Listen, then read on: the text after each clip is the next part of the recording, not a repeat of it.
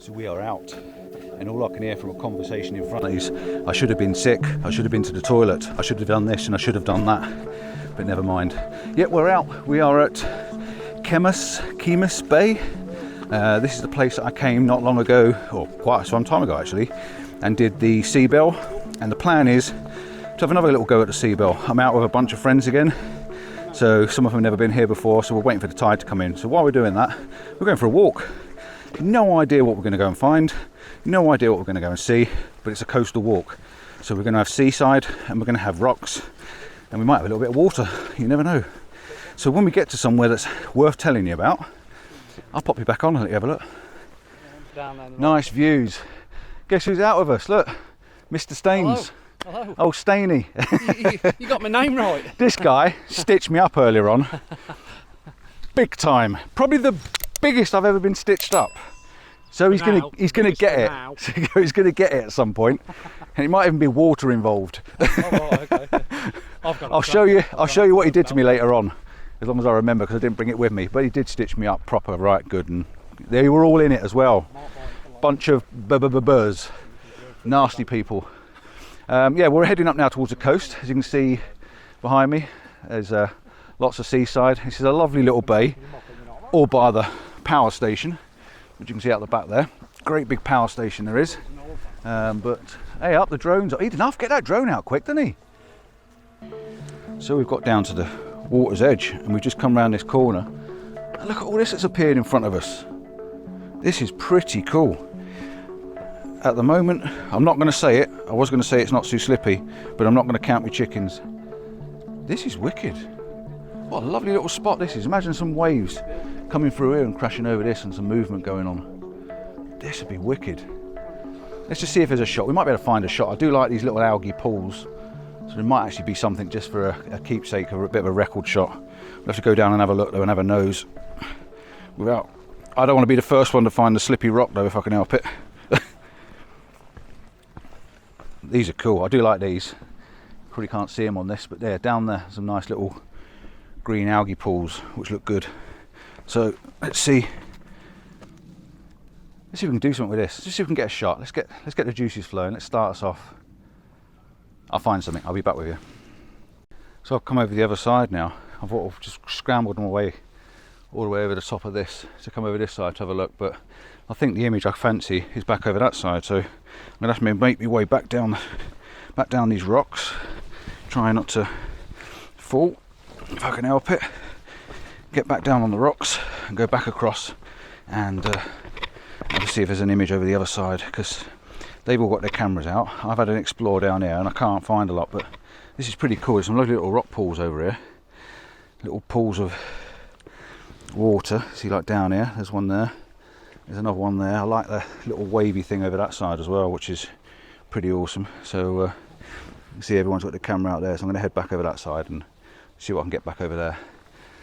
But it's pretty nice little spot. So see you in a bit. Right, so I found something, but I'm only going to go handheld at the moment because I don't think it justifies getting all the tripod out or anything. But what I have done is I've got my polarizer out of my bag and put my polarizer on just to see if it cuts through the glare in the water. The idea is, if you can see me, the idea is to get this big green patch down here and then use the rocks as a background. I might get some sky in it, but at the moment all I really want to do is cut through them greens. Oh yes, very nice. I'm going to put my bracketing on, but I'm going to hand hold it because the shutter speed's well up, so we shouldn't have a problem with hand holding it as long as the IS is on, which it is. So we have got F8 we're going to go for. F8, we're going to focus on the greens in the foreground. There is a little tiny bit of sky, but it's all about these greens, the algae. I've still got my 2-second timer on, as you'll hear when it's bleeping. Polarizer's cutting through the glare. Hold it steady, and that should be fine. So F8, 18 mil, that should be plenty to hand hold it. It's so warm, there's no wind, there's no air.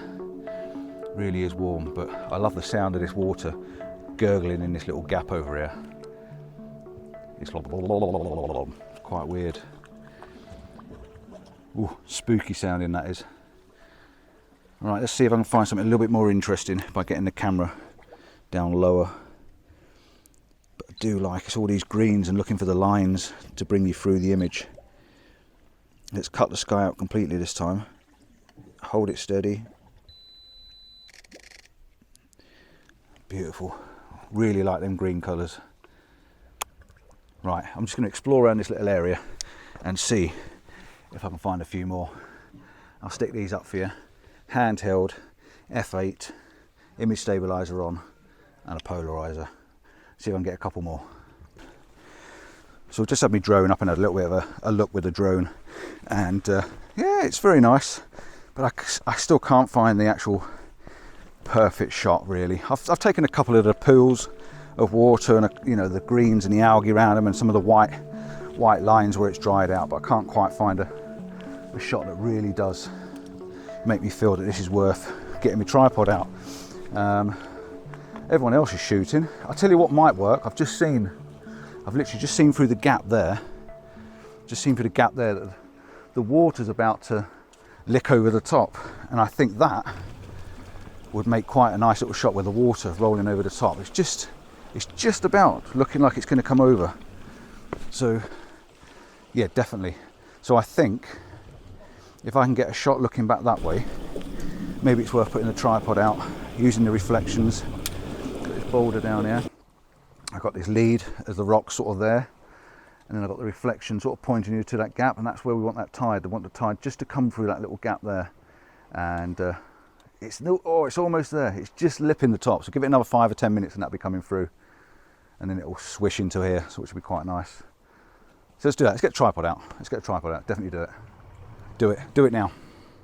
So I've got the camera set up. I have put it on the tripod. Look, I did a good boy. I'm a good boy, and I put it on there. Just as I turned the camera off before, when I was saying about the water coming over the top, we got a splash of water coming over, but obviously I didn't have the camera ready. Right, so polarizer is on. I've got the polarizer fully on to cut all the glare out in the foreground, and I'm going to turn the video on. I'm just going to show you what I did to this image just now, just to make it a little bit better.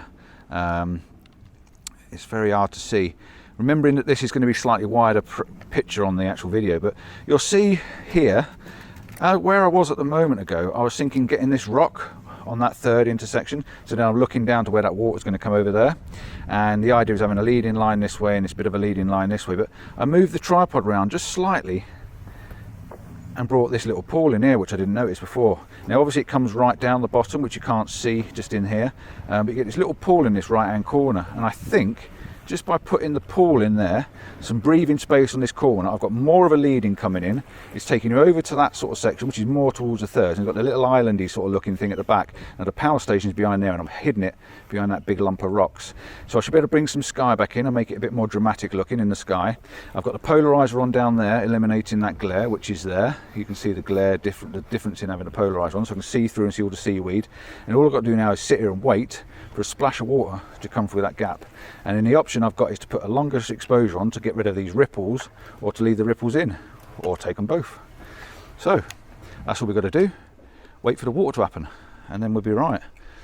But it's going to be a real hit and miss one. But the tide is coming in. I'm sure the tide's coming in, so we should get a little bit of water coming through. I've got me water. It came over the top, and it was a right proper splash as well. It wasn't a splash, but a roll that came over the top. So it was really cool. So now I've zoomed in a little bit more. I've got rid of that pool of water, the little puddle on the right hand side, and I've gone in as far as I can. I'm at 24 mil. So I've got the rock now in the foreground on the right hand side, and I've got my pool of water. Oh, it's just coming over. I've got my 2-second timer on by mistake. But I'm doing like a longer exposure. Oh, I've missed it. Quick, can I get that off? No, I missed it. It might come over again in a minute. It's every 7th wave, they reckon, don't they? So yeah, I put my 3-stop now, put the little 3-stop on the front, so it's giving me sort of 2 to 3 seconds. I'm still bracketing, which is probably not a good thing when you're doing long exposures, but yeah, it's still working okay. We just need that water to come over, so I just got more of a smoother ripple coming over the top. So it's just a case of sitting here and watching it, so I won't video while I'm waiting for it. As soon as it comes over and I get the shot, like now, let's do another one. That might have got it. As soon as I get the shot, I'll bang it on the screen for you, and yeah, maybe time for a selfie as well.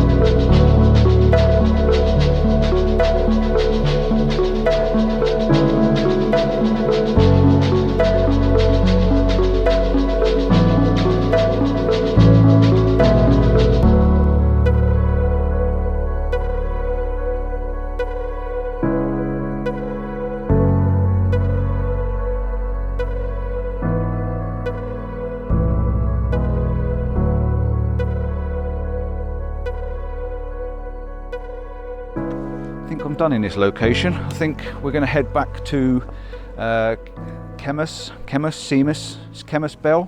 Like I say, I've shot there before. It's the bell that's in the sea and it sort of dings and dongs. Now, it is high tide now, but I think it's only a 5 metre tide. That is mega low because we've got a new moon.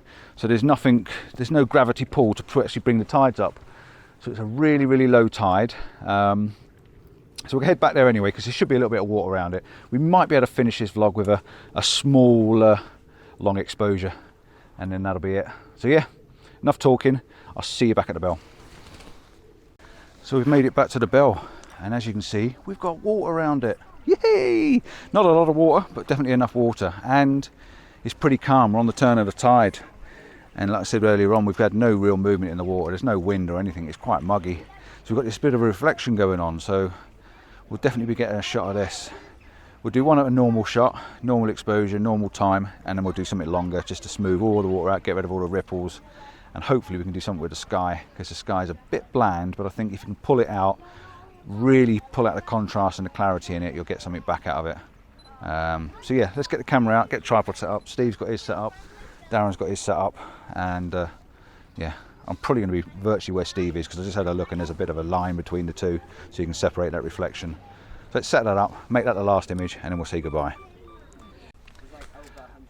Just moved my elbow and nudged Steve's tripod because I've got right close to him to try and get in front down here, and he was doing a long exposure. Oops. Right, so I've got the camera set up. It's a bit, I've done it before, in all fairness. The last one I've done here with the pinks in the sky is going to be way better than this. But I'm here, shoot it anyway. I'm just going to move my composition slightly, make sure it's bang in the middle.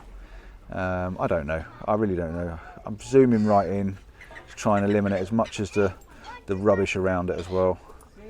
Focused, take me polarized, take me 10 stop off, focus on the bell, put a 10 stop on. I'm actually doing a bracketed shot, and in each one I'll have a different length of time, starting off at 4 seconds, and it'll probably do a 2 second, a 10 second, a 15 second. We'll see what happens, see which one I like, and blend them all together, and then I'll set the exposure up just to get the one image the best I can. It's making the slightest ding, but not a lot at all. But this will be the last one, and the seagulls are flying around my head. I'm just waiting for them to poop on me now, and I must have my image stabilizer on because it's fuzzy again. I've done it again, so I do the same exposure but turn the image stabilizer off. Professional, aren't I, really? Right, let's just knock it off. Yeah, it's what the image stabilizer does. It tries to set the movement, and when there's no movement, it's actually moving the sensor, so yeah, it defeats the object. Right, last image.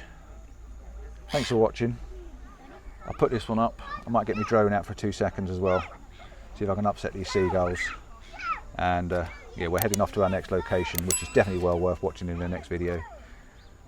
So yeah, thanks for watching. Till next time. Ciao for now. See you soon.